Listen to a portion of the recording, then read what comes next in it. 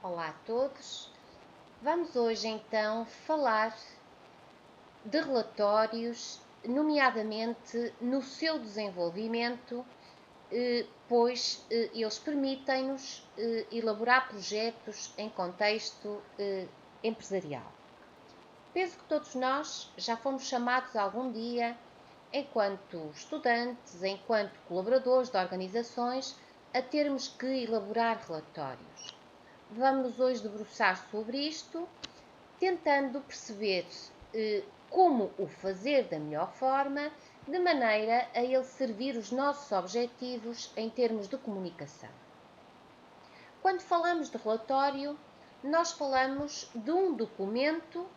que tem que ser elaborado por alguém que observou um determinado facto ou fenómeno, que o estudou, que o conhece com alguma profundidade, que conhece e domina o assunto sobre o qual vai versar ou a situação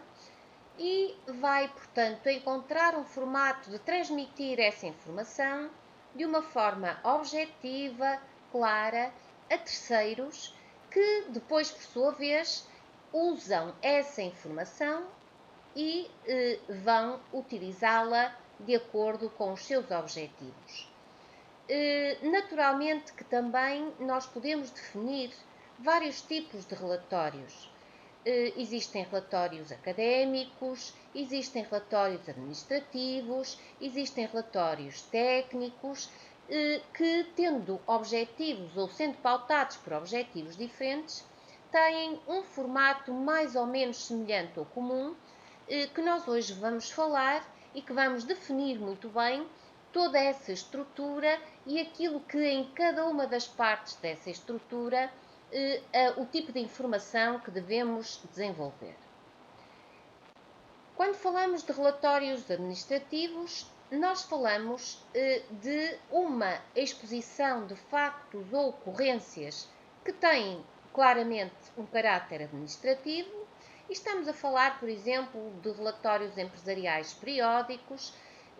que têm que ser realizados em determinados setores da organização e que são realizados em datas pré-estabelecidas, portanto, caracterizados por alguma periodicidade dentro daquilo que nós chamamos um plano padrão. A grande diferença relativamente àquilo que são os relatórios técnicos versa exatamente no facto dos relatórios técnicos serem documentos que produzem ou são produzidos por pessoal técnico, tem que ser qualificado, portanto, alguém que domine tecnicamente a situação, através do qual é apresentado o estudo sobre uma situação que, neste caso, tem um caráter eminentemente técnico.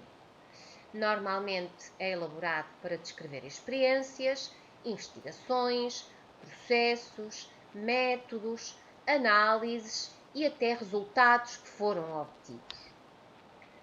Quando falamos da sua estrutura, normalmente estamos a falar de um corpo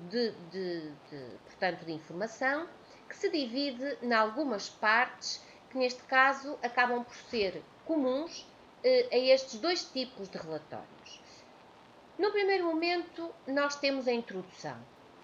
O que é que se costuma colocar numa introdução? Numa introdução, nós temos que colocar a forma como vamos abordar o assunto. Tem que ser claro o propósito, o objetivo do que nos propomos, portanto, escrever ou informar e o período que compreende esse mesmo objetivo. Ao lermos a introdução, nós temos que ficar com uma ideia clara de tudo aquilo que vai versar o relatório. Depois, no segundo momento, nós temos aquilo que chamamos o desenvolvimento ou o corpo teórico do próprio relatório. É nesta fase do desenvolvimento que nós deveremos descrever detalhadamente todos os factos que apuramos. E naturalmente que ao descobrirmos os factos apurados, nós temos depois que ser mais específicos e mais objetivos, definindo muito bem aquilo que é a metodologia ou os métodos que foram utilizados no apuramento e na recolha desses factos ou desses dados. Isto é aquilo a que nós chamamos aqui, portanto, a terceira fase ou a fase do método. Temos depois que imediatamente apresentar os resultados obtidos. Quando apresentamos os resultados obtidos, devemos fazê-lo da forma mais objetiva e mais clara possível, de maneira a não deixar dúvidas no nosso interlocutor. Podemos incluir gráficos, imagens, material ilustrativo, tudo aquilo que de alguma maneira reforce o resultado e, portanto, nos ajude a tornar mais claro o nosso relatório. Sempre que sempre que no relatório nós vamos incluir ou os gráficos, ou uma imagem, ou o material, seja de que formato for em termos de ilustração, não nos podemos esquecer de que têm todos de ter uma legenda onde esteja bem claro a fonte de recolha dessa informação. Mesmo quando são elaborados por nós, normalmente colocamos na fonte elaboração própria. Depois, na fase seguinte, depois de apresentados estes resultados, cabe-nos discuti-los, ou seja, enquadrar esses resultados num justificativo que pode passar também em muitas situações por comparar esses resultados obtidos nesse momento e nesse período padrão a análises que tenham sido feitas anteriormente. E ao compararmos indicadores, nós temos, portanto, uma ideia do processo, de como as coisas estão a acontecer em termos de desenvolvimento. Isso acaba por rechear o nosso relatório e dar-lhe um caráter muito mais dinâmico. Depois de discutidos os resultados, nós teremos que passar para aquilo que consideramos a fase seguinte, que é a fase em que vamos explanar muito bem as principais conclusões que conseguimos retirar, portanto, desses resultados e da sua discussão, e se pudermos, se de facto isso se tornar viável no caso do nosso relatório, darmos até, nomeadamente, sugestões para a implementação de futuras medidas que surgem a partir desta reflexão. Quando nós elaboramos um relatório, normalmente temos que ter presentes aquilo que são as características estruturais desse mesmo relatório. Existe em algumas organizações, em algum tipo de relatórios académicos, por exemplo, que não é o caso que estamos aqui a falar, porque estamos a falar de relatórios mais no contexto organizacional, mas existem já definidas capas de rosto, com estruturas em termos de paginação, em termos de espaços, em termos de tamanho de letras, e que devemos seguir. E, portanto, isso deve ser logo a nossa principal preocupação e que tem a ver com aquilo que chamamos a capa ou a folha de rosto. Normalmente, na capa ou na folha de rosto, devem vir mencionadas, depois de serem consideradas essas normas em termos de estrutura, que podem ou não estar estipulados, temos que ter presente que devem conter isto obrigatoriamente, portanto, o título do relatório, o nome dos autores, portanto, que desenvolveram esse mesmo relatório, em que local é que esse relatório foi desenvolvido e a data para o efeito. E depois de considerarmos, portanto, e de termos preenchido esta capa ou o rosto do relatório que o identifica, num segundo momento, portanto, num segundo aspecto, tem a ver com a necessidade de colocarmos um resumo, onde faremos rapidamente, portanto, uma resenha daquilo que são os aspectos mais importantes abordados ao longo de todo esse relatório, que deve ser, tal como o nome indica, objetivo e conciso, e colocarmos, portanto, o índice numérico, portanto, desse mesmo relatório. Vêm a seguir as partes que já mencionamos e que têm a ver com essa introdução, onde estarão bem explanados todos os objetivos do relatório, a sua fundamentação e o seu enquadramento, portanto, e também na introdução se costuma fazer uma breve apresentação do trabalho que se segue ao longo do relatório. A ideia é que, ao lermos a introdução, fiquemos com uma ideia clara sobre o que é que vai versar o nosso relatório. Depois temos aqui aquilo a que consideramos o nosso quarta característica, que tem a ver com o desenvolvimento. E nesse desenvolvimento virá, como dissemos há pouco, bem explanada toda a questão da metodologia utilizada, toda a questão da análise e da interpretação dos resultados, portanto, da forma como nós os discutimos e os integramos e de até que ponto é que esses resultados vêm ou não de encontro àquilo que foram os objetivos definidos, portanto, na introdução do nosso relatório, e tudo terá que ser feito numa linguagem clara, objetiva, bem escrita, que não dê aso a duplas interpretações e que esteja, portanto, num formato correto que permita fazer uma leitura agradável deste mesmo relatório. Depois, numa fase seguinte, serão, portanto, sistematizadas as principais ideias portanto, a que chegamos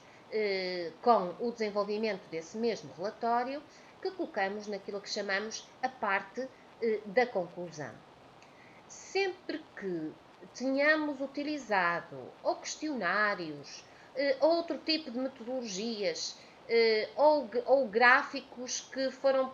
ou que suportaram algumas das nossas análises e que nos vieram do exterior, ou qualquer outro material que de alguma maneira tenha estado de suporte à interpretação dos nossos resultados, caso isso exista, deverá ser colocado, portanto, naquilo que nós chamamos os anexos. E, finalmente, deverá vir também uma última parte, a bibliografia, onde deverá constar todas as referências de pesquisa por nós utilizada para sustentar teoricamente e tecnicamente o nosso relatório. Existem depois vários modelos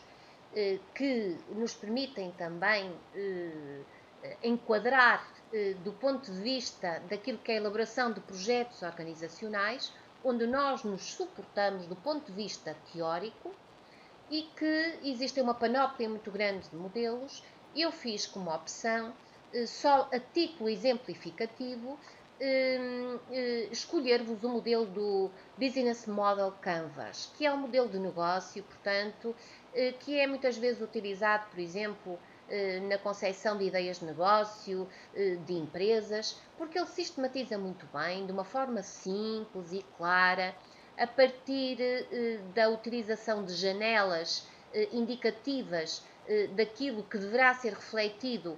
a quando do seu desenvolvimento, e que é muito simples e muito utilizado portanto, em empresas que começam a surgir, em que têm que sistematizar, portanto, muito bem toda a parte da concepção da ideia de negócio. O modelo de Canvas, vocês podem pesquisar um bocadinho mais, portanto, ele vem bem descrito em múltipla literatura, mas fala-nos, portanto, de algumas janelas onde nós podemos ir, de alguma maneira, desenvolvendo informação, dando-nos no final, portanto, uma visão mais holística e mais integrada. Nessas janelas nós encontramos aquilo que todo o tipo de informação referente, por exemplo, às parcerias principais que são necessárias estabelecer, às atividades-chave do negócio, aos recursos principais que vamos e que precisamos de utilizar, a proposta de valor desse mesmo negócio, de que forma é que vamos desenvolver o nosso relacionamento com os clientes, nomeadamente que tipo de canais de comunicação é que vamos utilizar, em que tem que vir também e terem que ser considerados toda a parte do segmento de clientes e depois, naturalmente, a parte mais económica que tem a ver com as fontes de receita e com as estruturas de custos. Todos os modelos nos permitem, de alguma maneira, estruturar informação de maneira a conseguirmos atingir de uma forma mais objetiva aquilo a que nos propomos. Vocês podem, portanto, pesquisar outras fontes onde isto possa estar subjacente, mas de qualquer maneira há duas ideias que eu gostaria que vocês percebessem. Sem projetos, sem relatórios, sem modelos, nós não conseguimos de facto desenvolver nenhum tipo de plano de comunicação. E, portanto, numa das próximas aulas, vamos versar exatamente na forma ou noutros formatos de elaborarmos projetos em contexto empresarial. Até já!